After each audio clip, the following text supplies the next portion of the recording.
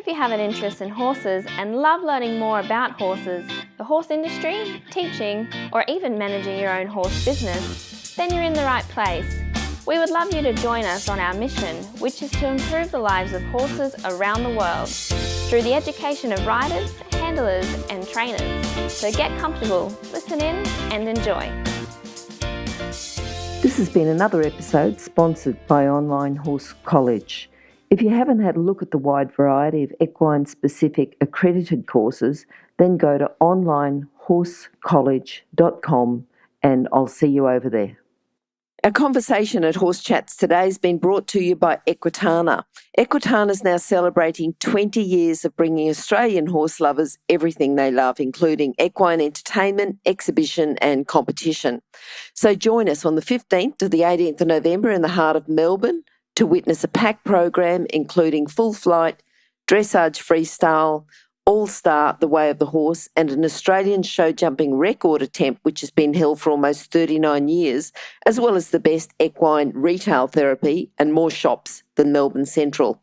Have a look now, equitana.com.au.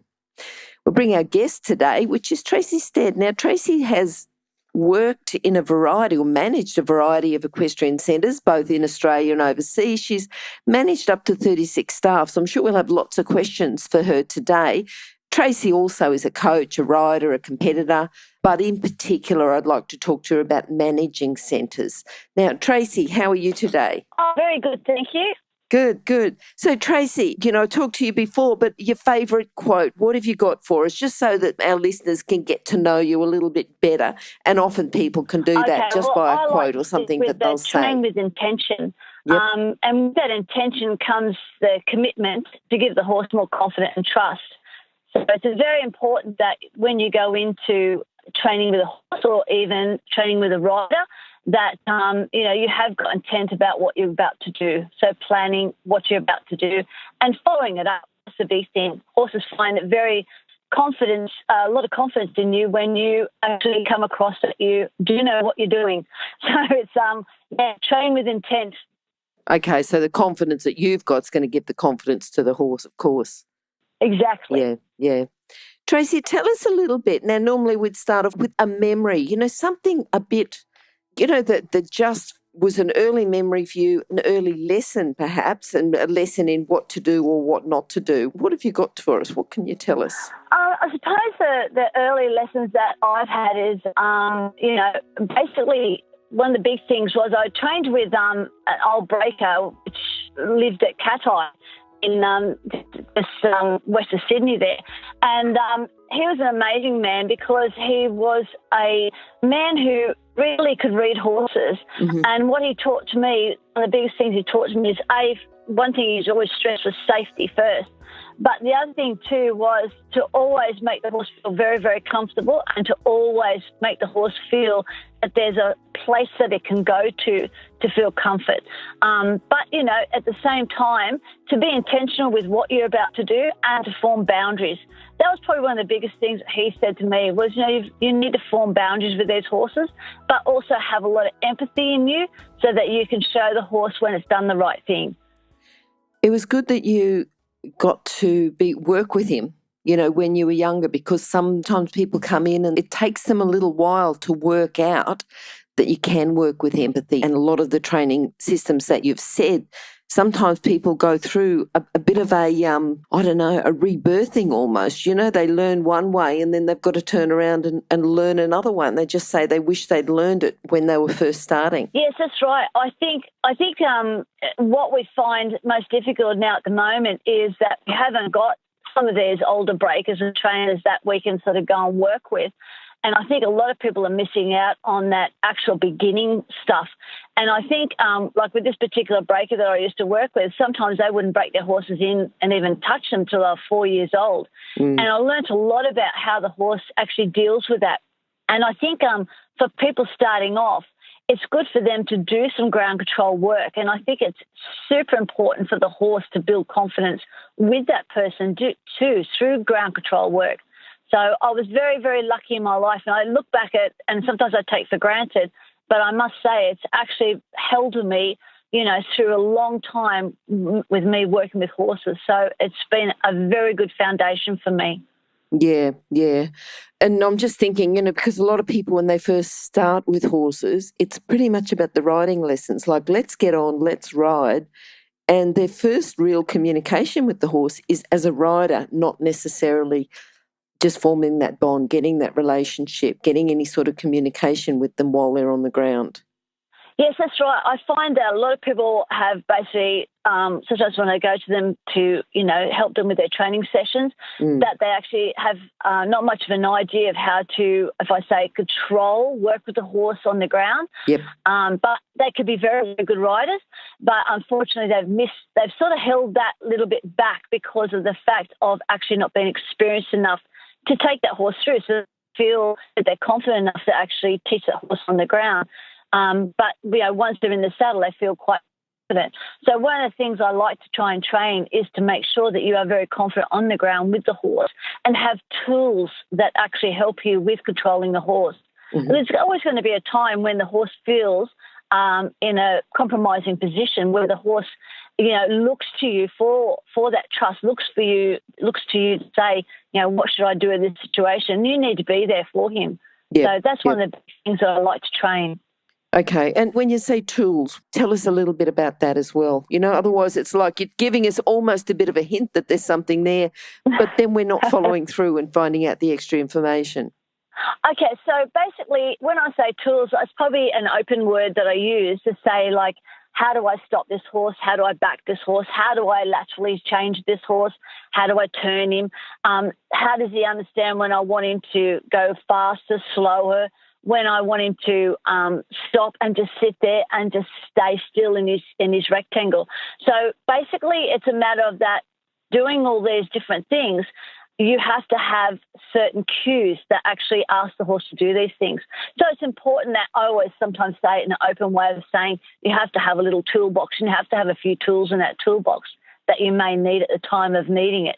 So it's very, very important that you establish these tools upon a horse and establish yourself when you're training as a trainer so the horse builds confidence again. Yeah, and that toolbox is a little bit easier than, say, a builder's toolbox carrying around in the back of his truck. At least you've got it there and it's something that you'll always have. Exactly. And sometimes these tools are pulled out in a very quick time slot because of the fact that something has occurred.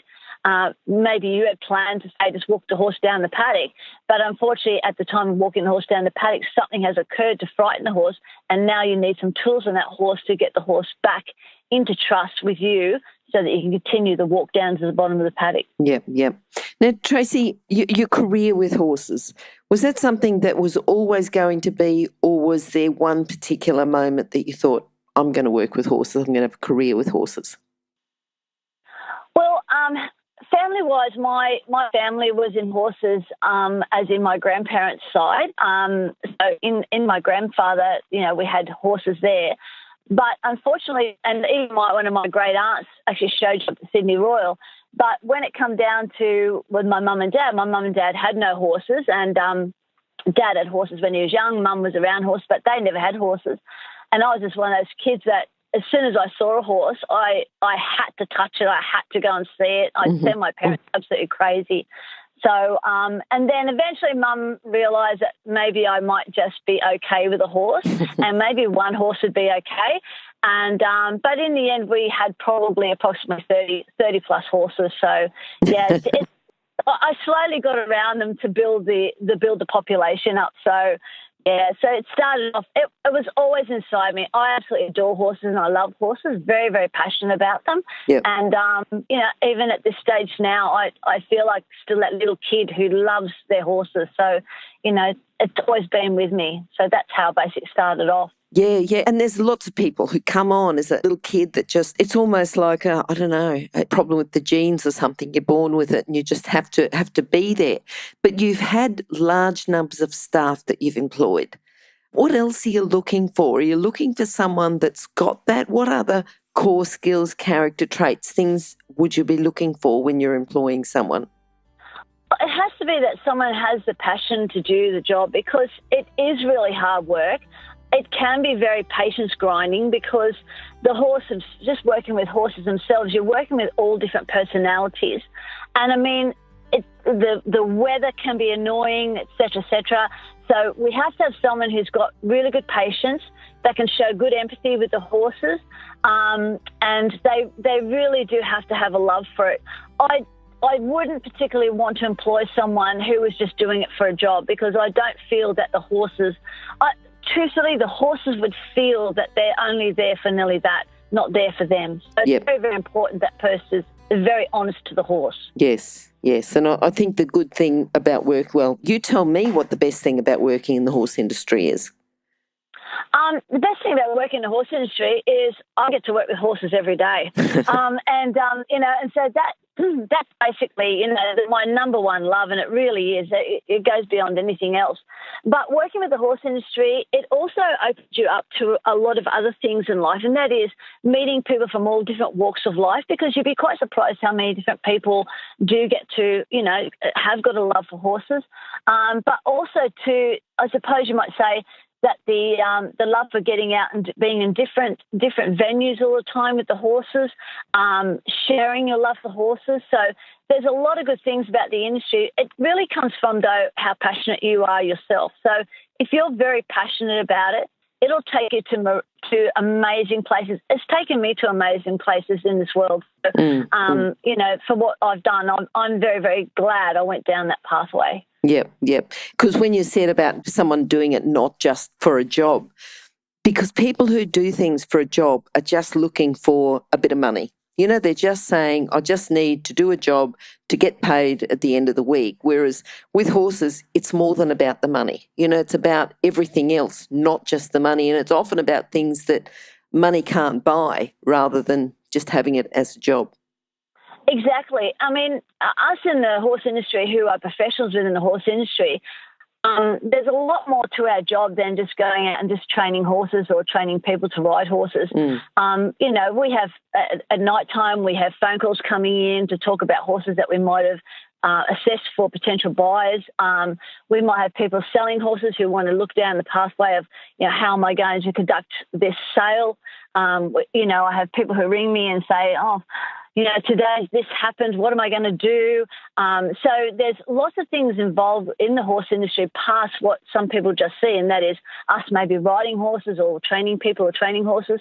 We've got a lot of different things to organise behind the scenes. Yep. So horse feeds, etc., farriers, etc. So it is quite a diverse industry.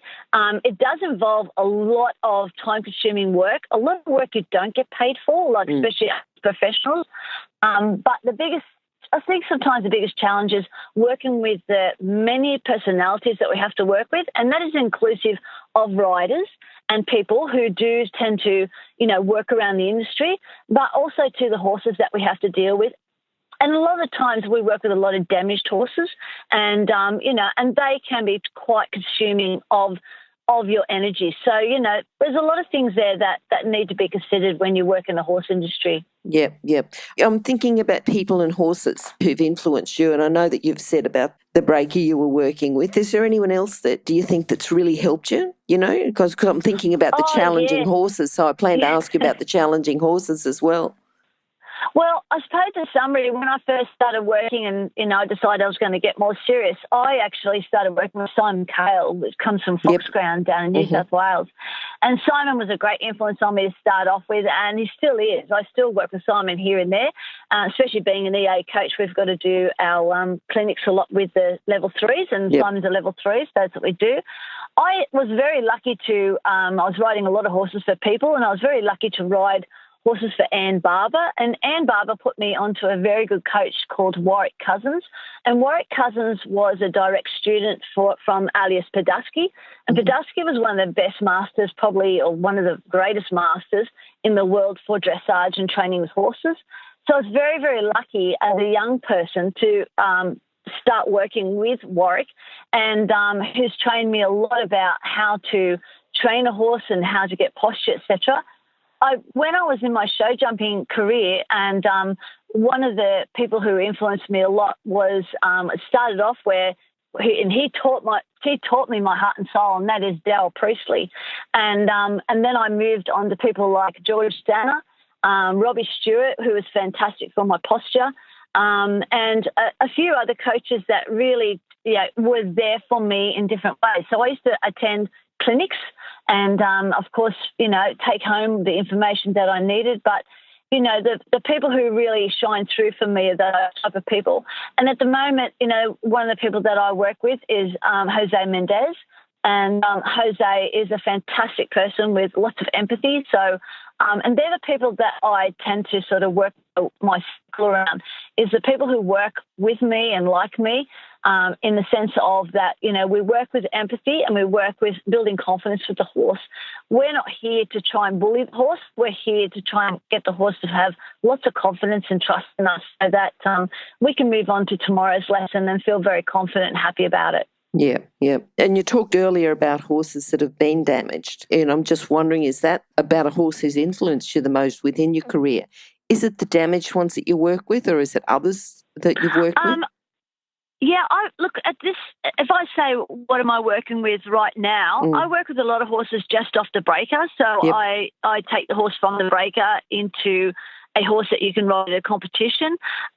We have a lot of people who have, unfortunately, and I do say unfortunately, they've purchased a horse that has got some damage or some, a little bit of damage that comes with it. And that could be things that the horse has been dealt with the wrong way, maybe through cruelty, maybe, somebody's owned the horse who didn't realise they were doing the wrong thing to the horse, maybe being too severe on the horse. So we work at regaining that horse's confidence again. I work with some fantastic people as far as chiropractors and practitioners in that way, to helping the horse recover and rehabilitation.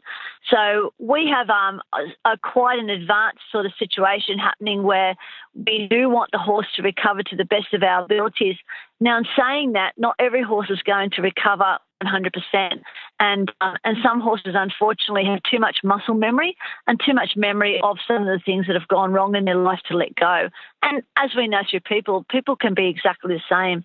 So, unfortunately, there's no magic wand for every horse and person that we work with. But at the same time, we will try and do our best to try and help that horse through its problems, and especially through things that really have that horse in a situation that scares it.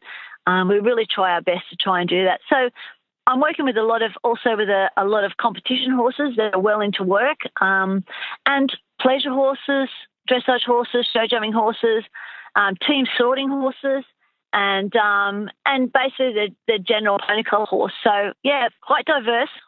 I tend to work with a lot of different horses. So, yeah, and I love my work. So that's probably what keeps me going too. I'm trying to think your proudest moments. Is it the everyday, or is there one particular moment that you'd like to talk about? Every day I have a proud moment. I've just come from a lesson now, and the lady, that I'm training with, she had a lot of difficulty, learning about a few little things that I had, asked her to sort of stick to. And it was hard for her. And today she really had that breakthrough moment. And you could see the horse just blossom as soon as she put it all together, and the horse just blossomed. I felt really proud of her that day, at that moment. So, those sorts of moments when I see people, I suppose, obtain what they were really setting their goals for, I feel really proud. So those sort of things, I'm always trying to help everybody as much as possible. As far as myself is concerned personally, sometimes my proudest moments are when I've taken a horse from probably next to nothing and then made that horse into quite a champion horse, and known that that horse has become my best mate. Mm-hmm. And I think that is one of the proudest moments that I feel inside me. Yep. I'm thinking about, because you're doing quite a lot with horses, what about the challenges of managing, because you're very much a hands-on person, you love the horses and the working with the horses and the teaching, but what about as a manager? How does that remove you? How does that change the focus? It's a real hard one because you have several hats you've got to put on. You've got to put, especially when you work with a large number of staff, you've got to have one hat that feels like the counsellor. So, we've got to make sure we keep everyone happy. Yep. And we've got to have another hat that we feel that we can make assessments of horses immediately. And, if we need specialised people, et cetera, vets, chiropractors, et cetera, that we can make that move. If we're having trouble with sicknesses with horses, maybe it might be that the horse is not moving into the feed routine that we have set for that horse, and we need to change it. It needs to be immediately changed. How we do training sessions, when that horse is eating, when that horse is not eating, make sure it's drinking, stable management. There's so much involved with running the stables and running it correctly and making sure that everything runs smoothly. I think that's the hardest thing. One of the biggest things I found is having that beautiful whiteboard. That was one of the best things I had. First thing in the morning, you'd write up exactly what you were going to do, what way horses were going to work, what lessons we had coming in, and then what basically I expected when I wanted horses walked, when I wanted horses tucked up into bed, basically. So there's a lot to be done as far as a manager, but I was also the rider and I was also the coach.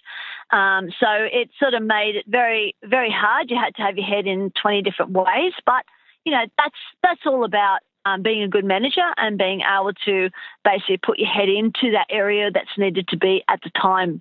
It's having the right staff there too, isn't it?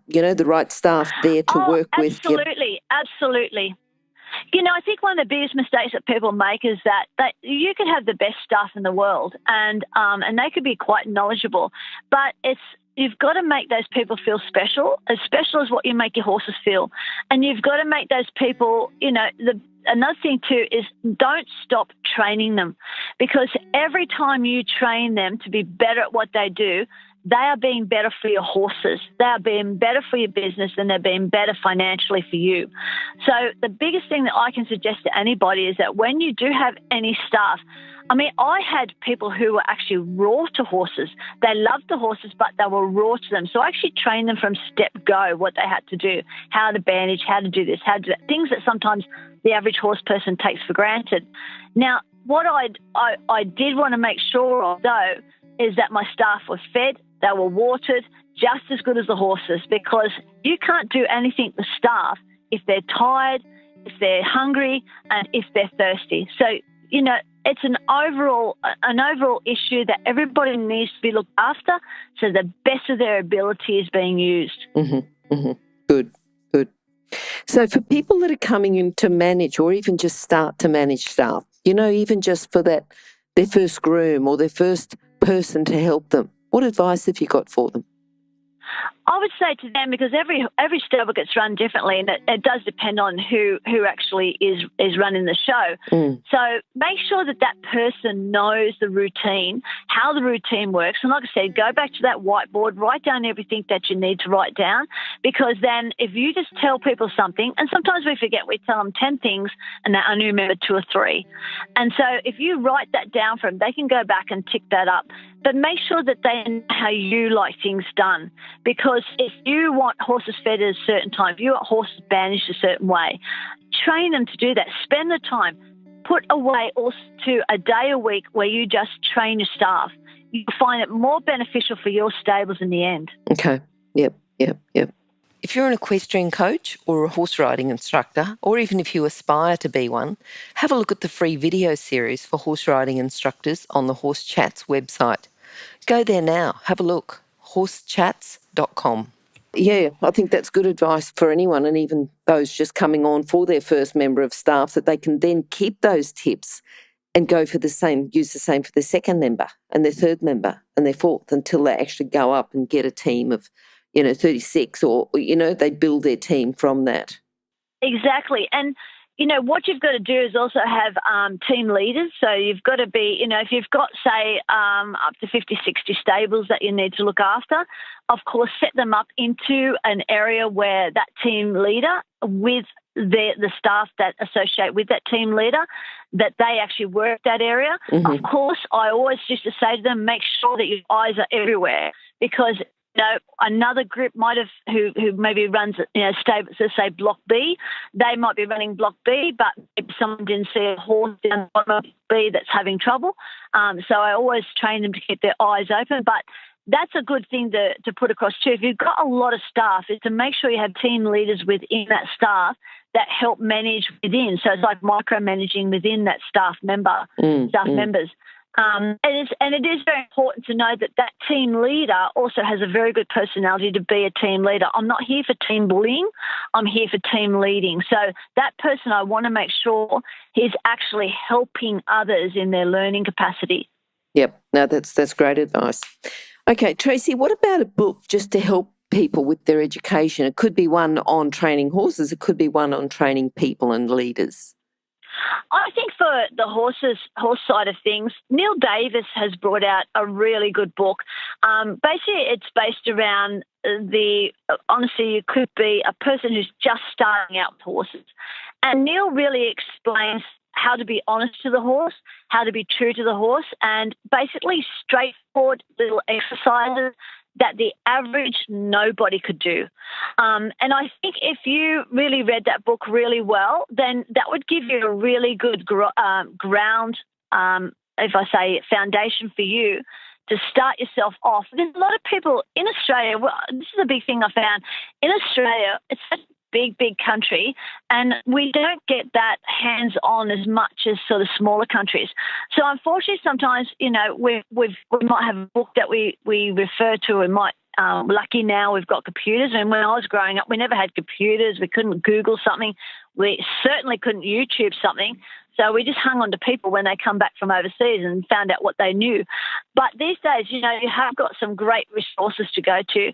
But definitely Neil Davis' book, because I think the foundation of training is one of the most important things you'll learn when you're around horses. Is that the name of it, Foundation of Training?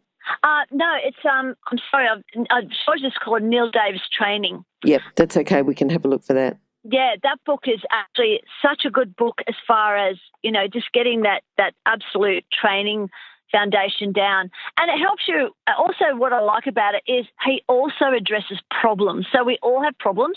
And so he actually addresses that problem so that you can get that a little bit ironed out for yourself and so that you feel confident in doing it again and showing the horse the intention of your confidence.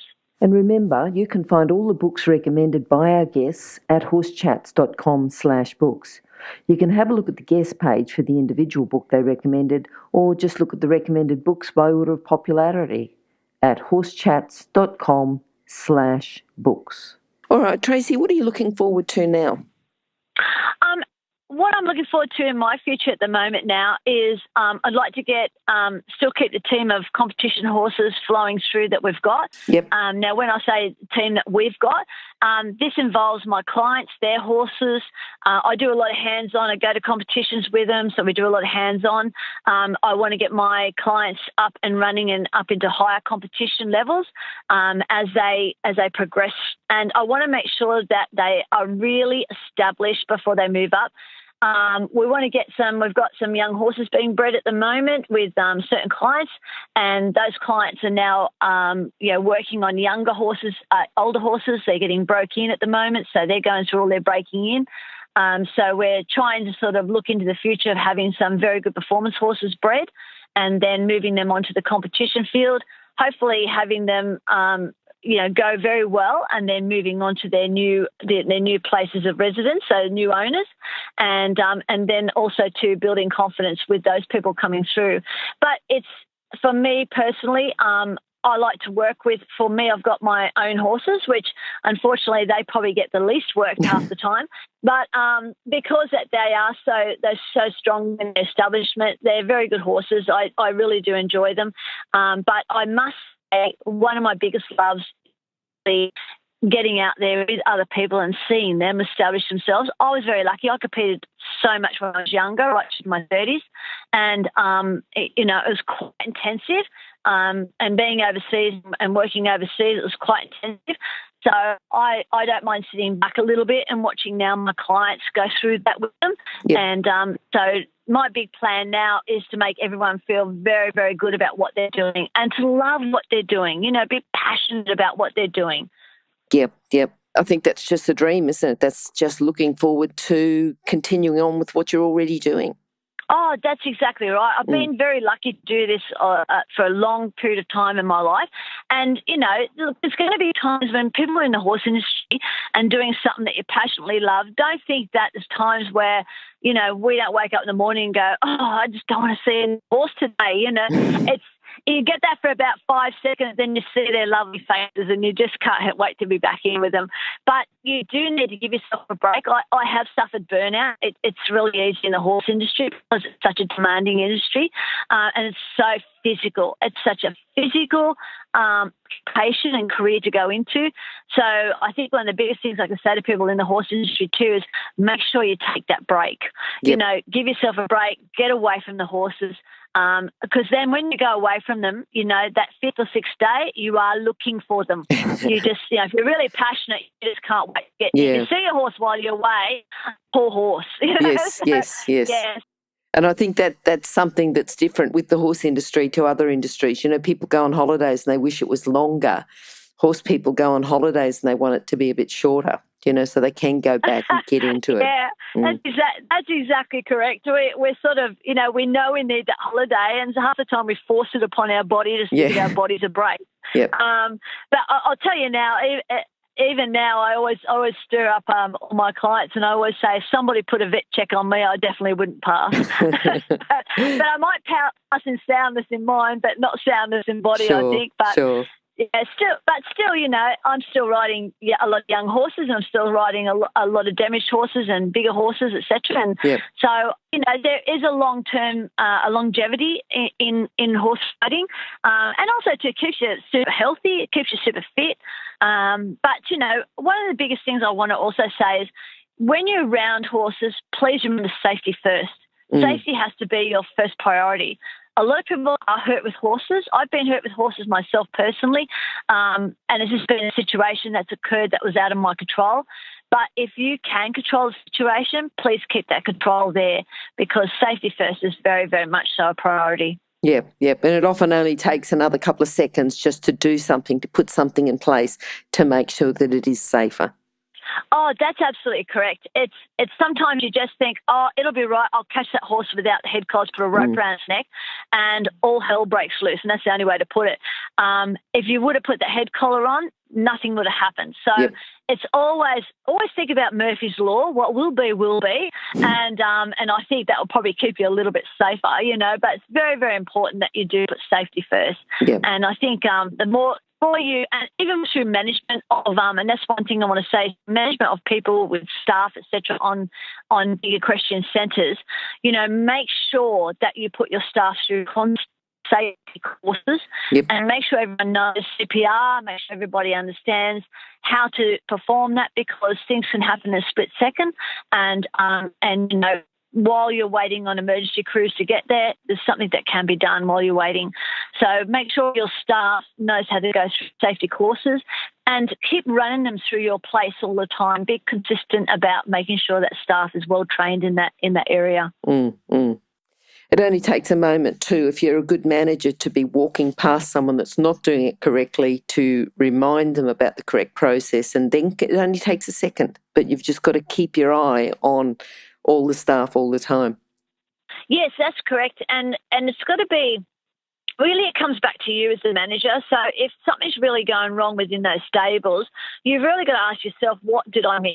What have I not shown these people? Or, have I been sort of, and I'm going to use the word arrogant, and that means that you just decided to dismiss that and give that to your team leaders, and so you don't want to take part in it. But you've got to remember, this establishment basically belongs to your heart. And if it doesn't belong to your heart, you shouldn't be there. So basically, if you're running that stables that way, you also walk through with wide eyes as well. You get, because you're the one actually who has the experience for the field. When you look at a horse and you go, that horse is not right. When you look at something and it's not right, do something immediately about it. Abort what you're doing. Go and fix that problem. Let the people know this is not your place now to bully people or absolutely demolish people. It's there for you to now say, let's learn from this situation. Yes. Yep. Tracy, there's so many things that I'd like to talk to you about. I'd love to have you back again. I'm sure that you've got, just your wealth of information that you're able to give our listeners. But before that, can you just summarise your philosophy with horses, just so they've got something to take away with them? Sure. What I look at into the horse, my philosophy, is that when you're training horses correctly, you need to establish the horse as well. So a lot of people, at the very basis, when they do the foundation stuff, the horse will start to go well, and they'll just jump to the next level. Make sure the horse is really established in what you're teaching. Each step that you do, make sure that you know that horse knows 100% what you're talking about. Because then, as I always keep on saying, and I hear this word all the time, the horse becomes more confident, and the big word, trusting of you. Be intentional with all that you do with the horse. Make sure that when you go to do something, you've planned it before you're about to do it. You know you're going to do it. And so the planning and then into the execution of what you're about to do. Make sure it's done with intention. The horse will be looking that you know what you're doing. That's what they look for, that trust in you. Always help the horse where you can, and always say thank you to the horse through yield, and make sure that horse knows that you know that horse has done the right thing. A lot of people will get a horse to do a certain task and then move quickly on to the next task. I don't. Try to get the horse to do that task and thank the horse for that task. Yep. If it's done it, thank the horse for that task. Mm-hmm. Always make sure. And even with training students, same thing. Make sure that student knows that was wonderful. That was the greatest thing, or that they need to work on it more. Yep. All right, Tracy, if people would like to contact you, they can do it at horsechats.com/Tracy Stead, and it's TRACY. But if they've got their details anyway, if you've got a pen ready to write them down, what's the best way to contact you? They can go straight to my Facebook page, which is just Tracy Stead, and also too they can contact me through my mobile, which is 0413 428 532. And I will definitely get on to, and I also have an email, which is stead, stead.equestrian, EQUESTRIAN, @yahoo.com.au, and I'll be happy to help them where I can. Perfect. Tracy, looking forward to talking to you again sometime very soon. Fantastic. I enjoyed it. Thank you. Bye-bye. Bye. Now, if you're still there, you probably know that I'm absolutely passionate about education within the horse industry. That's why I host this podcast. My other venture is Online Horse College. Have a look now at onlinehorsecollege.com, and I'll see you over there. Remember that our comments and instructions are general in nature and do not take into consideration your individual horses or your individual ability and circumstances. If you enjoyed this podcast, then please leave your comment below.